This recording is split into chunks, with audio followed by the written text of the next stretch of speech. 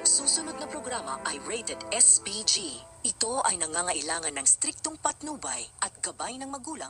Hello guys! Welcome back na naman dito sa akin channel dahil may panibag na naman tayong reaction theory update dito sa ating inaabangang Unbreak My Heart. So nakakagulat talaga ang biglang nalaman at pagbubuntis nito ni Sandra. Pero wag na tayong magtaka guys dahil alam naman natin na ayaw talaga ni Lily kay Renz at ito ay botong-boto dito kay Franco.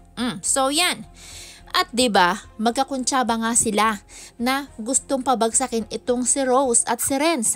Kaya ginawa ni Lily ang lahat ng pagpapaimbestiga nito sa dalawa. O, 'di ba? So, at ipinangako din dito ni Lily na sisiguraduhin daw niya na hindi matutuloy ang pagpapakasal ng apo kay Renz. Ayan, at syempre, ang lihim na plano ng dalawa. Yan. Kaya pinagplanuhan talaga ni Franco kung paano niya makukuha itong si Sandra. Kaya naman, pabor na pabor dito kay Franco ang pagsama-sama niya at pakikipag-inuman dito kay Sandra sa tuwing masama ang loob nito kay Renz. So, at doon na nga, yan, yun na. Ang pagkakataon ni Franco na gawin ang plano nila ni Lily na kunin. Naku po, ang puri nito ni Sandra at buntisin. Kaya iyan, buntis na. So kaya naman masayang-masaya itong si Franco dahil hindi natuloy ang kanilang kasal. Ayan ang ipinagdadasal-dasal nito ni Franco. Kaya naman, minsan ngang mag-akit itong si Sandra. Yan, sa bar, diba? Kasi gustong mag-inom. Ito nga ay hinayaan lamang ni Franco na mag-inom at ng malasing dahil nga ito ay may plano. Hindi niya inaawat ito si Sandra. Samantalang 'di ba lagi niyang inaawat ito na wag daw magpakalasing. Pero nung gabing yon hindi talaga niya ito inawat. Ayan. So dahil may maitim nga na plano itong buntisin ang dalaga at ito nga ay natupad. Oh my gosh. So ngayong buntis na itong si Sandra. Yan, buntis na talaga. 2 buwan na.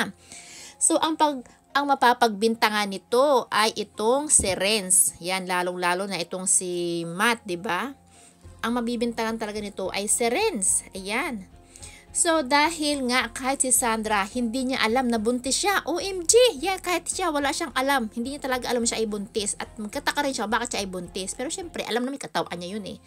So ikatutuwa kaya ito ni Sandra o lalong ikakagalit kay Renz. Ayan, dahil syempre magagalta naman ito kay Renz at isabihin ay siya ay hindi niya alam ay ba't siya binuntis. Diba? Baka kung ano-ano. Yan, kung ano nang isipin ito ni Sandra.